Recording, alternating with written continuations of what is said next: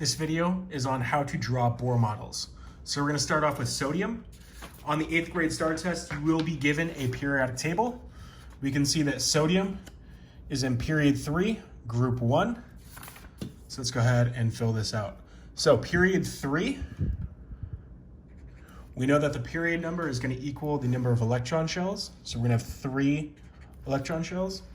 It is in group 1. So it's a highly reactive metal. We're given the information that it has 11 protons, 12 neutrons, and 11 electrons. For valence electrons, all we need to do is look at the group number that we boxed in at the top, which is going to be 1. So we're going to have 1 valence electron. We're going to start off by drawing our nucleus. And in the center, we have protons and neutrons. Those are the 2 subatomic particles that are inside the nucleus. So we have our protons and we have our neutrons. So for protons, we have 11. We're just going to write 11.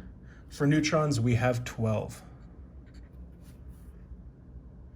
Then we need to go ahead and draw our electron shells. So we have 1, 2, and 3. Notice how this first circle was our nucleus. That is not an electron shell. So we have 3 electron shells. We need to go ahead and fill in our electrons. So in the first shell, we're allowed 2. So we're gonna go ahead and put 1, 2 electrons. In the next shell, we're allowed 8.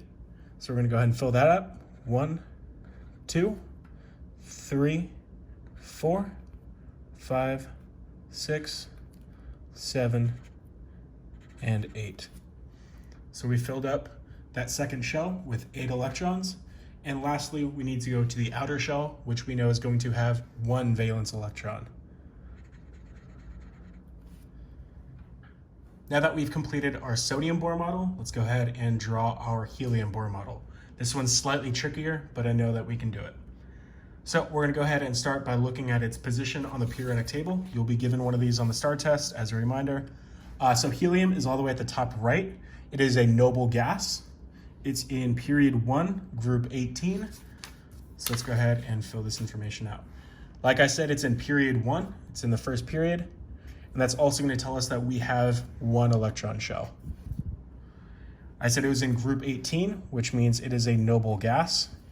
It's also non-reactive. It has a full valence electron shell. It is very happy. We're given the information that it has 2 protons, 2 neutrons, and 2 electrons.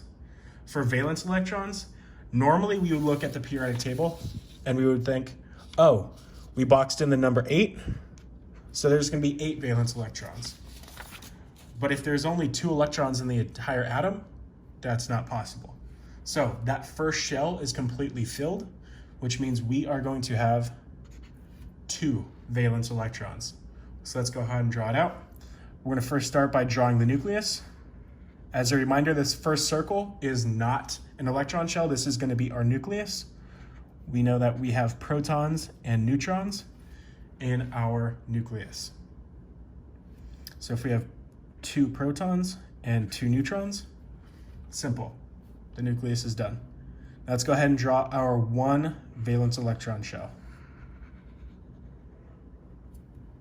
There's our 1 valence electron shell. We know that we have 2 total electrons, and those 2 are going to be our valence electrons since we only have 1 electron shell. So 1 and 2. That's it.